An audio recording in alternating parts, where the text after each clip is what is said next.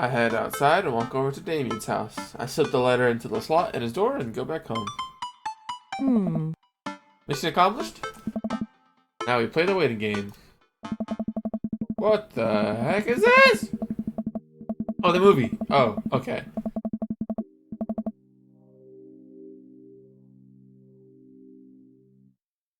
I thought there'd be a whole scene where like we see him getting the letter even though we're not supposed to see him, like an out of body, you know, like just narrator kind of thing. But I guess we're just skipping straight to the main event.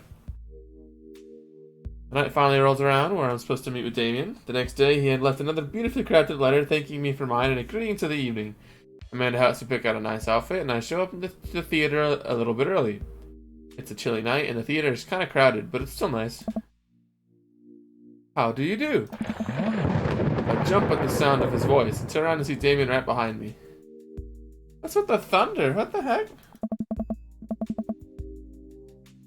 You almost gave me a heart attack. How long were you there for? I don't know. I just walked up. My apologies for frightening you. That thunder? Is it gonna rain soon? I didn't hear anything. What? What is going on? What? Regardless, the hour grows close. Shall we take our seats in the cinema? I must thank you again for purchasing our tickets. Please, allow me to repay the deed in Sour Patch Kids or perhaps Milk Duds. Let's do it. We get in line to buy snacks. As we're waiting, I hear a familiar voice behind us. Is it gonna be Robert? Oh, it's Lucian! Ugh, my dad's here. We're going to find Lucian standing a few feet behind us with a gaggle of other goth kids. Lucian, how nice to see you. I didn't know you were coming to the theater. I'm glad to see you spending some quality time with your friends. Whatever, Dad. And what movie will you be attending tonight? My friends are making me see some kids movie about talking animals. I don't really care about it. Well, I do hope you enjoy your evening. We'll be watching Vampire Crusade 2, Evil Never Dies. You? Watching that? He's so smiling. Yeah, I thought Damien would enjoy it. Ha! Good luck with that, Dad. Oh no! I mean, we didn't get to pick the movie. Like, that wasn't our options. I don't think. Lucian rejoins his friends, and I look over to Damien. Good luck with what? It's nothing. My son loves to tease. Is he bad with horror movies, or does he just not like these kind of movies? We wait in line for a little longer, and Damien buys us snacks. Or maybe it's the whole titties part, because this is a dude game. He seems a little nervous. I wonder what's wrong. Oh, this is nice. All the freaking theaters have these little lights with the little things on them, and they're kind of cool. I appreciate that they're in this little art. David and I take our seats and settle in for previews. Glancing at him, I can see that he's sweating profusely and gripping his armrest. What is going on?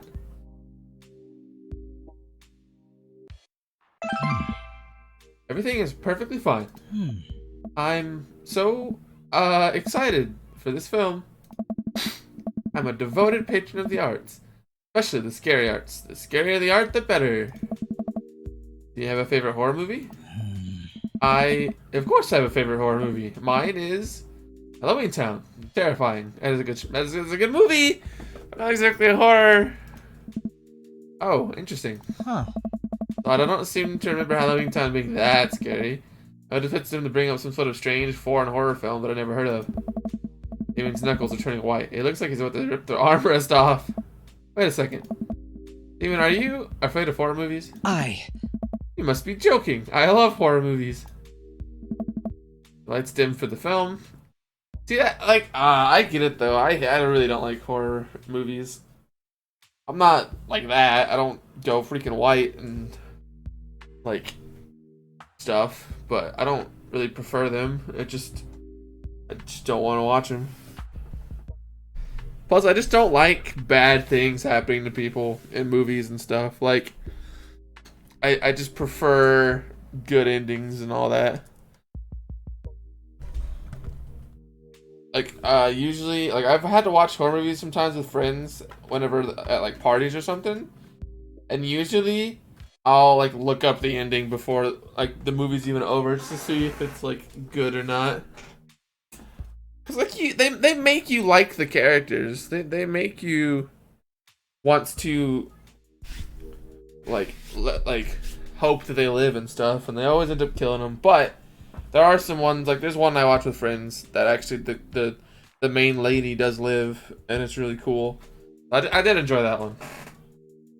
I don't exactly remember what it was called. It's about a blind lady. Or no, a deaf lady. A deaf lady. Who's, like, out in the cabin in the woods or something.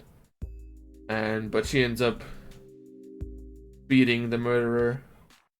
Anyway. The lights dim for the film. Ah! Oh my god. That actually kind of jump scared me. I got so sidetracked talking about my stuff that I was not ready for that. Damien screams, if you didn't hear it.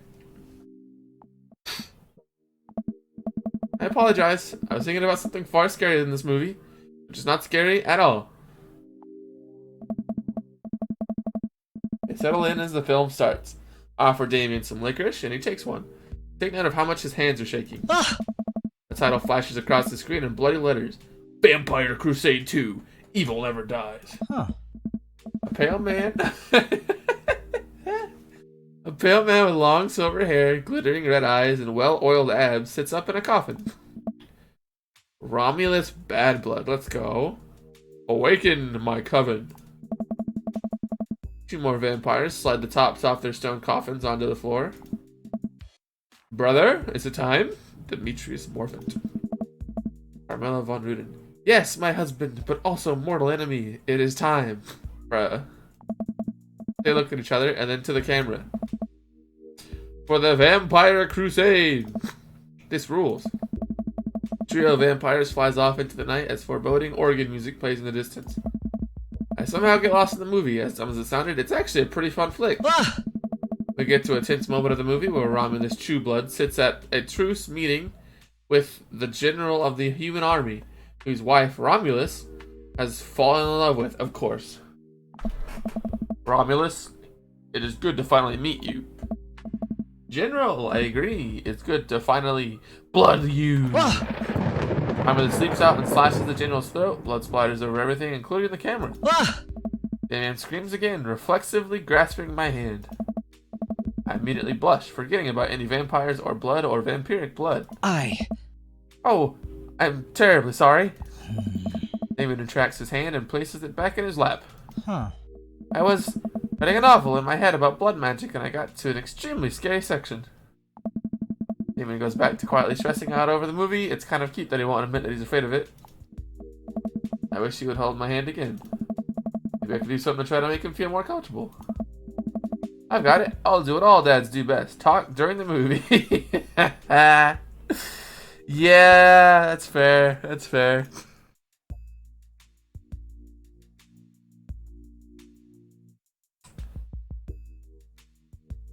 I feel like this is probably the most, like... this one makes the most sense because, like, if you ask what's happening, that's just mean because now he has to, like, rethink of everything that's already happened. And if he's scared, he doesn't want to think about it.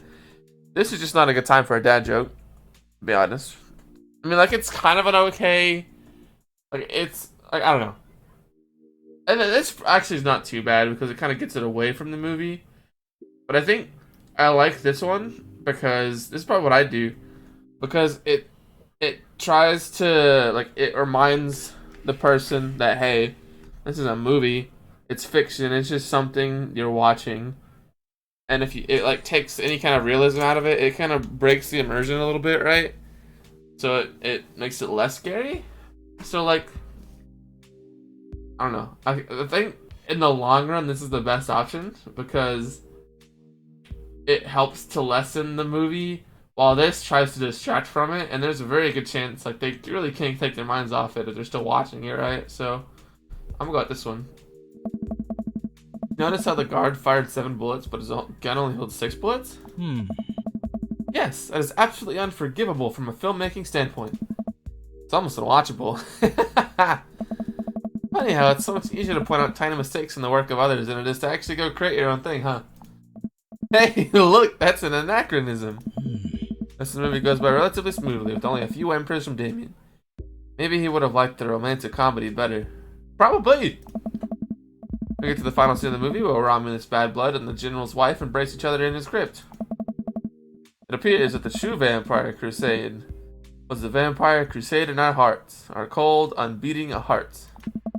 Romulus and the General's wife begin making out hard. Oh my. Film fades to black and the end appears on the screen, but then a hard cuts to Demetrius and his rival lover, Carmilla, who watch the two from afar. Oh no, a twist ending!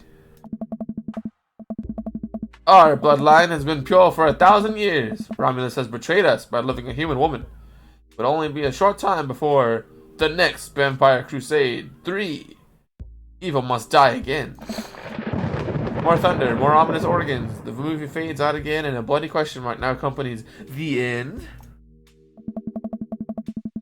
Damon and I walk out of the movie theater amidst throngs of chattering moviegoers. He's a little more pale than I remember, but otherwise he survived the encounter. He even seems kind of invigorated. What's an interesting film? While the premise admittedly struck me as pedestrian, I was intrigued by its harrowing love story and great attention to detail in regards to vampiric lore. Yeah, it's pretty good. A lot more vampire titties than I thought there would be. Come, the night is young. Let's take a stroll. Damien is making a point of not telling me where he's taking me. Still, I'm enjoying the walk and the cool night air. Be alone here with Damien is a lot better than a crowded theater. Fair. Lovely night, isn't it? As lovely as the company, yes. Thinks I'm lovely. Dang, okay, here comes the smooth response.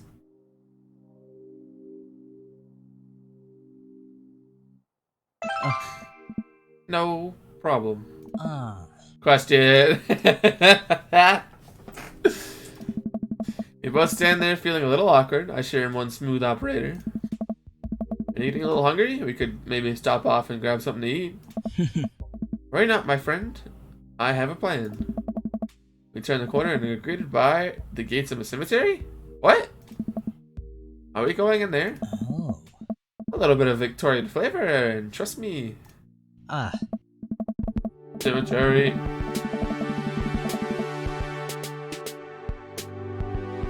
Now, why is the cemetery bumping? What the heck is with this music?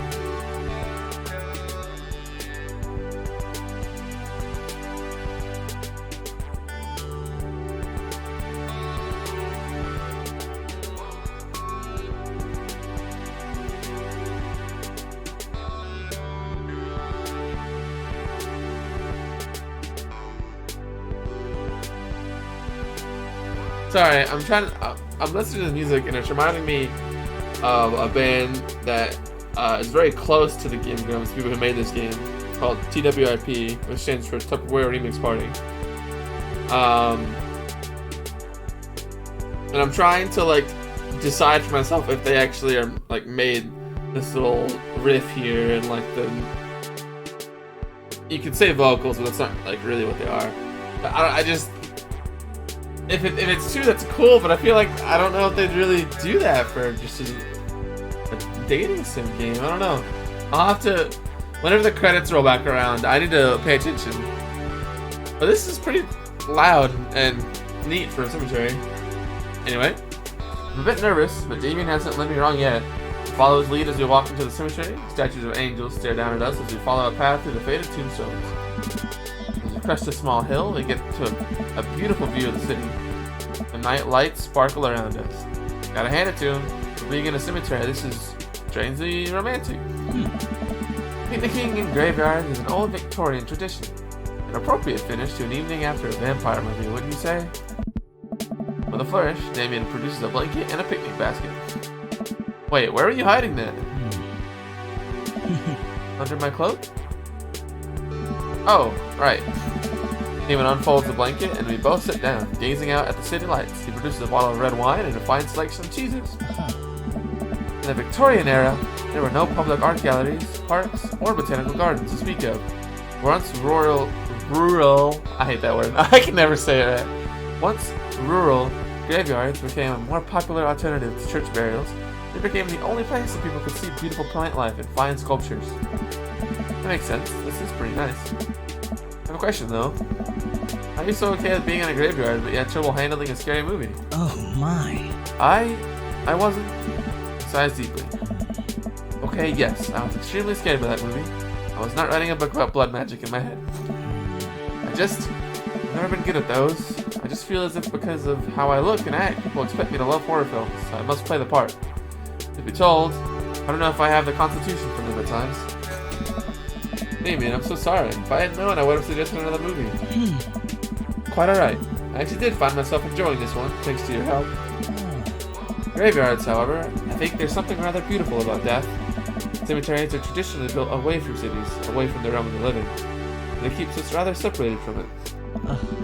To acknowledge death and become comfortable with it, I think gives us a certain intimate knowledge of ourselves. So that amongst generations of those who came before us, to be truly alive in the midst of so much death brings me great comfort. Death helps me to appreciate life, to savor every second. To sit and enjoy food and water. I don't feel scared anymore. I never thought I'd be comfortable sitting alone in a graveyard at night, but I actually feel very peaceful. And also, you're not alone. Suddenly it doesn't seem like we're alone. Off in the distance, I see a shadowy figure in the trees. What is that? I'm not sure. It noticed us. I'm paralyzed with fear, so it begins lumbering slowly toward us. Its shape taking a more animal form, more feral. I looked at Damien for help, but he's just as afraid and transfixed as I am.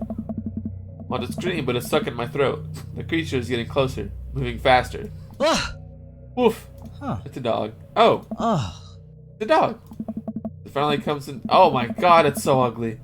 As it finally comes into light, the friendliest, dumbest little Boston Terrier I've ever seen pulls its owner towards us. The dog trots over to Damien and sniffs at his hands. Damien looks ecstatic. He ruffles the dog's fur happily. What's a beautiful dog! Hey! Both look up, not expecting to see. Oh, it's Robert, isn't it? Yeah, there's Robert. I knew he'd show up somewhere in this freaking story. He had to. Anyway. Thanks. Robert, what are you doing here on this lovely evening? Once encrypted. What? What? I didn't know you had a dog. This isn't my dog. Found her wandering in the street. Released her and now we're walking around this graveyard together. Haunted cryptids. Damon and I share a look. May I give her a treat? Sure. Wouldn't give her cheese though. Hey. Not to worry. Damon reaches in the depths of his cloak and procures a small dog treat. What else is he keeping in there? The dog laps up the treat and crunches away, tail wagging furiously. Damon continues to smooth down her fur. Thanks. Hey. My absolute pleasure.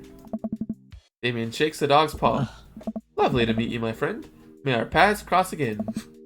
Robert and his dog disappear into the darkness again. Damien stares after them. I didn't know you liked dogs. Victorians love dogs, actually.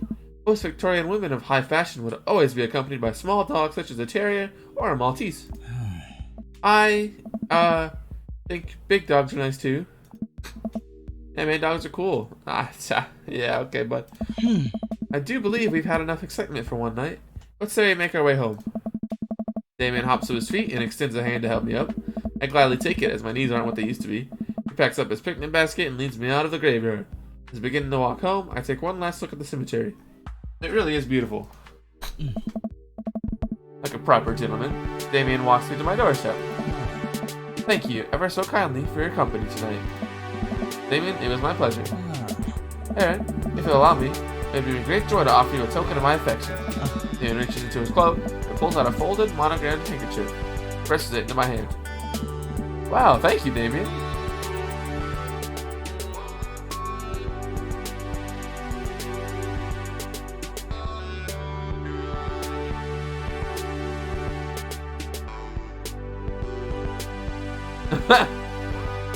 I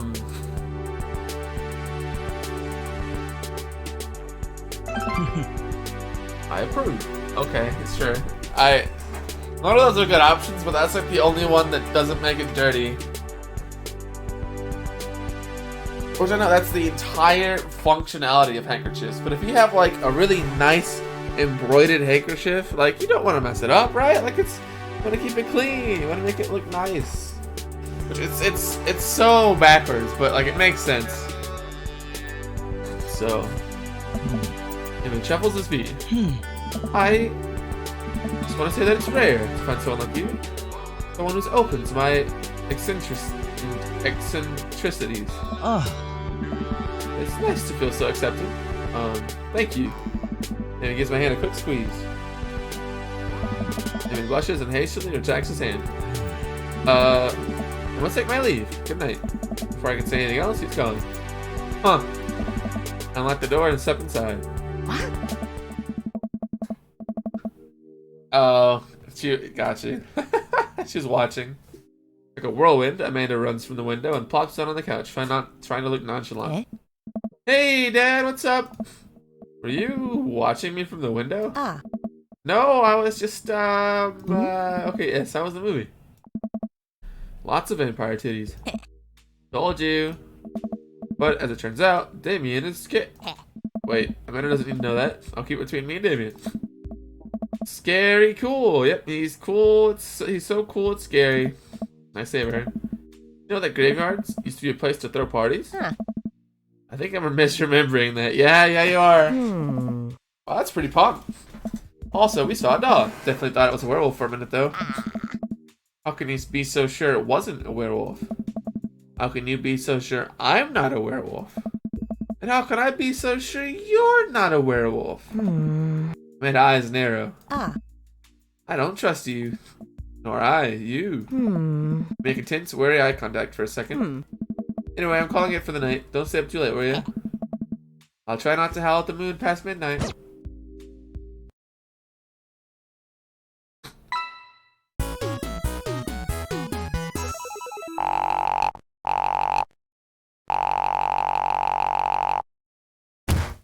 Are you familiar with the works of Corey Feldman? He simply slayed in The Lost Boys. I don't know what that was about, but we've had 2 pretty high-ranking dates so far. Look at those point totals. Look at that point total. I think I'm doing pretty good on the Damien dates. I think I'm headed for a good ending. So that's good. Nothing on History Channel though. Welcome. You've got dads. All right, what do we got now? What? There's no side thing? There's no mid? What? Really? It just goes straight to number 3? That's insane.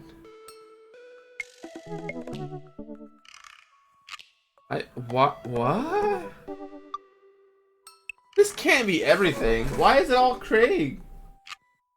What? And for one thing, where the heck did all the Amanda things go? Because like it was just all Amanda until we finished with Matt, and then now it's been nothing about Amanda ever. And that was kind of the main point we even continued, is because there was stuff that I thought that it wasn't shown with Amanda. I don't know, this is weird. But hey, whatever, I guess we'll just we'll keep her going. Move on to Damien. Again. Man. If there's no more mid between things, these next couple people are gonna go real fast. But hey, I guess that's just how it goes.